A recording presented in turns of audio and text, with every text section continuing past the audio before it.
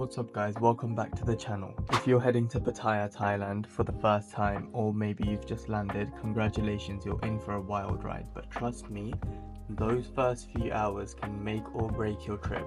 I've been living here for over 2 years and I've seen many newbies fall into the same traps again and again. So in this video, I'm going to give you the 15 worst mistakes you can make in your first hour in Pattaya. We're breaking this down into simple tips to save you money, keep you safe, and help you have a smooth landing. And today, we're covering the first 8. Number 1 is exchanging money at the airport. As soon as you land, the first thing you do is obviously land at the airport. What you do not want to do, just do not do it, it's an absolute terrible mistake, is exchange your money at the airport, because these are the most expensive places to exchange your money in the entire country. You will lose a lot of money doing this because the exchange rate is way more inflated than it actually is. So just wait until you get into Bangkok or get into Pattaya, and there's a place called TT Currency Exchange in Pattaya. You can use that. You get really good discounts there, you get a really good rate. You'll see the big yellow signs all over the city, especially on Second Road or at the bottom of Soi 6. These rates are so much better. If you have to use an ATM, be prepared for the 220 baht fee whenever you make a transaction, and on top of that, whatever your bank's exchange rates are. Instead, I recommend using Wise, or you can send money to yourself and pick it up here in many locations. If you have a Thai bank, you can use that as well. Taxis, you will walk out of the airport or your hotel room and taxis are everywhere ready to pick you up. But here's the thing, a lot of them don't use the taxi meter. They'll quote you a crazy price, something like 400-500 baht for a little 5-10 minute ride. Instead, grab Bolt or Grab. These are apps like Uber that you can use in Thailand. They give you very fair, very set prices, and you won't have to go through haggling or negotiating with the Thai locals who barely speak English in the first place. You can pay them in cash, you can pay them via card, it does not matter, but you should be using the apps. If you want a taxi wherever you are, you can quickly grab one, you can grab the bikes as well, and you'll get a very fair local price for it. Mistake number 3 is only when you stick to tourist spots like Walking Street, Soi 6, LK Metro. Yes, they're exciting on your first few days, but don't make the mistake of thinking that's all that Pattaya has to offer. Once you've seen a few go-go bars and beer bars, it starts to feel kinda the same. If you're only sticking to those areas, you'll miss some of the real magic of Thailand. Here's what you should start doing instead. You should go to the Sanctuary of Truth. It's an absolutely massive wooden temple on the coast, completely hand carved. It's very beautiful. Or you can spend a day at Ramayana Water Park. It's one of the biggest in Asia, and surprisingly it's very nice on the weekdays as well. You can also chill at Dogtan Beach or Naklia, where the locals go. It's much more relaxed, has more of an authentic vibe to it, and seriously, get a massage on the beach with a fresh coconut in your hand. That's what vacation dreams are made of. Number 4 is ignoring traffic safety.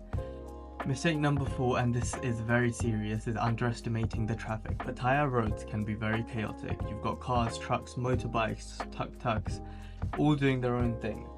Lanes are optional, indicators very rare. If you're crossing the road, look both ways. I know this sounds obvious, but the traffic can come from all angles, and if you're on the wrong side, a lot of road accidents happen in Thailand. It actually is one of the countries with the highest amount of road accidents. So be very careful, be very diligent. It's not America, it's not England, it's not Europe. People are reckless drivers. Now, if you're thinking about renting a motorbike, that's fine, but do ask yourself if you have enough experience to handle the Thai roads, and if you have the proper international permits or Thai license and stuff like that as well. You do not want to be getting in any trouble, because if you get stopped by the cops, you'll get fined on the spot, and if you get in an accident, there will be no insurance for you. Number 5 is taking photos in sensitive areas. Do not pull your camera out in the wrong places. This will also get you in a lot of trouble. Certain places like outside go-go bars, massage parlors, or on Soy 6, where taking pictures is a very big no-no. First, the girls do not want to be filmed. Many of them want to keep their life and their identity private. Second, you might accidentally capture someone who should not be there. Someone who has a wife or a boss or whatever. People do not want to be caught in places like that, so don't make that mistake. If you're a content creator, vlogger or something like that, read the room, understand where you are, ask if you need to, but don't just start pulling your camera out in places where people might not like it. And now, mistake number 6 is paying too much for broccoli. You know what I mean by that. Thailand is it's one of the main places in the world for, people who love broccoli. And since the legalization, it's everywhere, not just in Pattaya. Some places are actually charging like 1,000 baht per gram, and that is just crazy. Local prices are often much lower than that, like half that basically. 300 to 500 baht is usually a safe bet, and if you're paying any more than that, be careful. Now, don't walk into the shiny tourist trap sort of like cafes. Go to the more low-key places, the more authentic places. You'll probably get better quality for half the price. Number 7 is not bargaining. Not bargaining when you're shopping is also a big no-no. This is Thailand, and in most countries, in most non-Western countries, prices are never fixed. You're walking down Walking Street and you see some sunglasses, you really like them, and the vendor says, oh yeah, that's 2,000 baht. That's not the real price, bro. You just say that's too much and start walking away. Watch them start dropping the price. Haggle with them a little bit. The local price is often much lower, so do haggle aggressively. Don't get too aggressive, don't get angry, but do be unwavering. Have the sort of like dominant vibe to yourself, you know what I mean? Like, do take charge. Say that you want the lower price, haggle a little bit. You might not be used to doing it, but trust me, it's a very good skill to have if you travel around the world. And now, don't do that for food though. If some place is selling cheap food, like street food and stuff like that, don't start haggling with them. I mean, when you're buying stuff like clothes or, sunglasses and souvenirs and stuff like that, yes, it's basically recommended that you haggle a little bit. Number 8 is disrespecting the local culture. Thai people are very super friendly and chill, and this is known around the world that it's the land of smiles. People are the friendliest over there. However, if you do not respect their culture, it gets very opposite very quickly. So, things you should not be doing is taking off your shoes before entering someone's home or entering a temple. Don't raise your voice and create scenes in public. It's not taken very well by the people. Don't point your feet at people or at Buddha images. And if you're visiting religious sites, dress modestly. This is also a very important one. If you disrespect a Thai person, the whole community may turn on you. They're very tight-knit and they always look out for each other and will take each other's side no matter what. You're a guest in their country, so learn a few Thai phrases, smile, be respectful. It goes a long way. Now, number 9 is drinking too fast, too early. Let's talk about the booze. Pattaya is a party town, no doubt, but this mistake is a big one as well. If it's your first hour, you're excited, there's lots of alcohol everywhere, shots are cheap, and the music is thumping. Listen, I understand, but this is a marathon, not a sprint. And if you're drunk by 6 p.m, you're not gonna last the night. You'll be dehydrated, sunburnt, and broke by bedtime. Pace yourself. Start with a singha or a chiang and chill. Drink lots of water, especially in the hot weather, and definitely eat something before you start having those heavy shots. And avoid buckets. They look fun, but they hit way too hard, especially with cheap Thai spirits. Save that energy for when you know the lay of the land. Number 10 is eating random street food without caution. The thing is, I love Thai street food, but mistake number 10 is diving into the random sketchy food stalls without using some sort of common sense. Here's the rule. If it's sizzling hot and made fresh, it's probably fine. But if it's been sitting out in the sun for hours and hours and the oil looks older than your passport, please skip it. Look for busy stalls where locals eat all the time. Dishes cooked in front of you, like pad krabao or pad thai, or fresh seafood that's being grilled in front of you. Make sure that there's some hygiene going on, clean hands, or a covered prepping area away from flies and mosquitoes and stuff like that.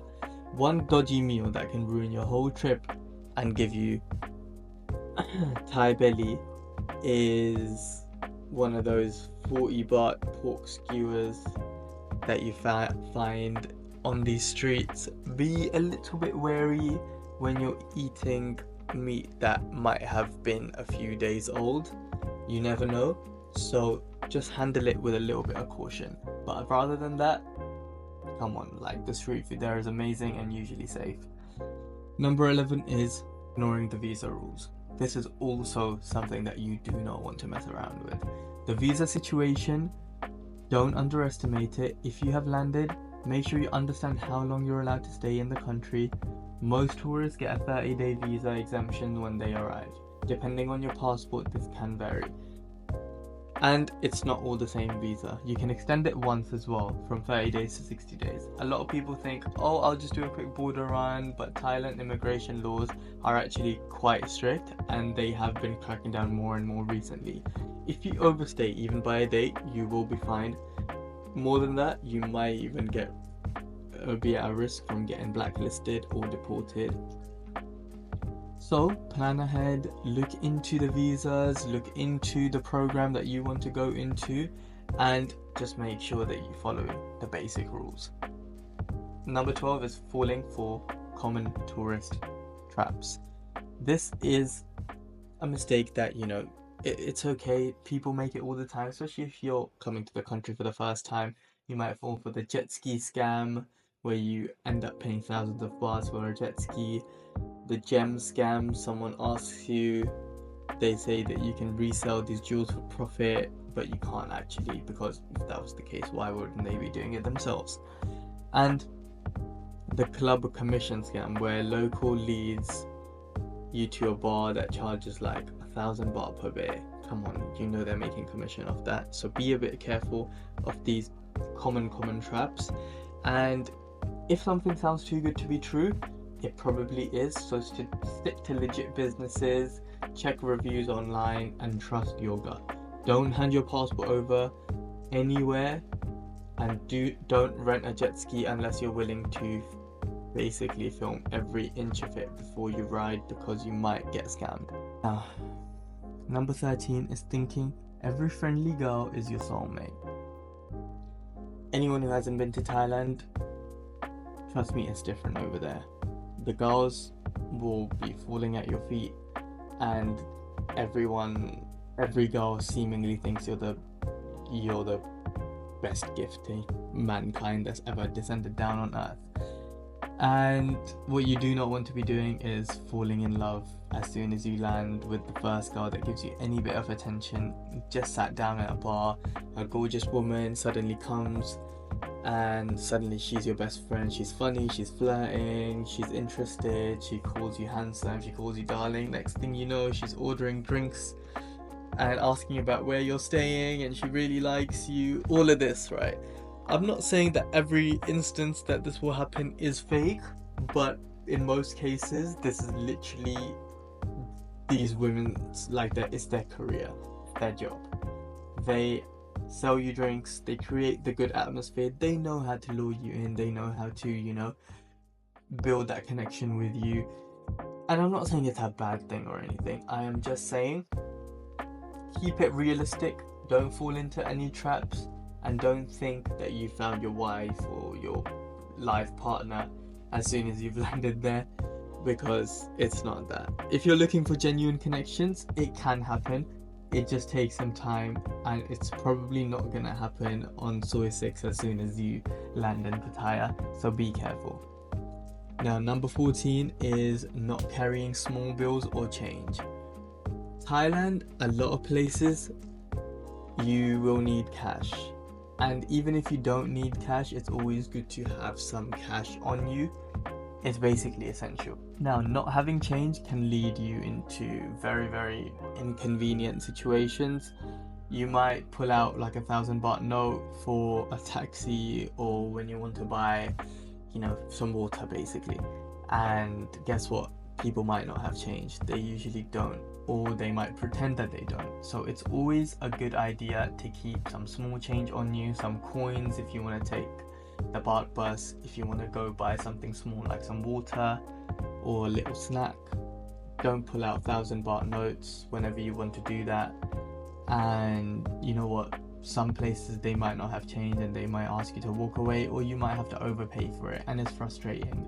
So whenever you go to the ATM, you have a big bill, go to 7-Elevens or something like that and buy something small. Break your money up into hundreds or 50s or even 20s, to be honest, and this will really make the whole trip convenient for you. And the last mistake that you don't want to make before you come or once you've already landed is booking the first hotel you see, because some hotels in Pattaya look very nice online but are very noisy, have weird policies, or are located in places that are just super inconvenient.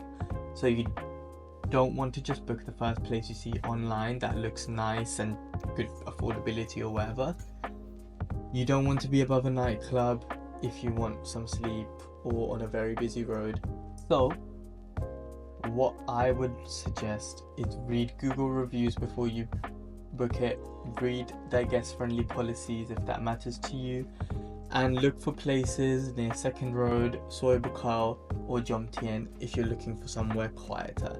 My biggest advice on this would be book for your first 2 or 3 nights, and then once you're there in person, go around, check around the places, the local areas, and you might have a better idea of the sort of place that you might want to stay in, and then you can book for the rest of your trip.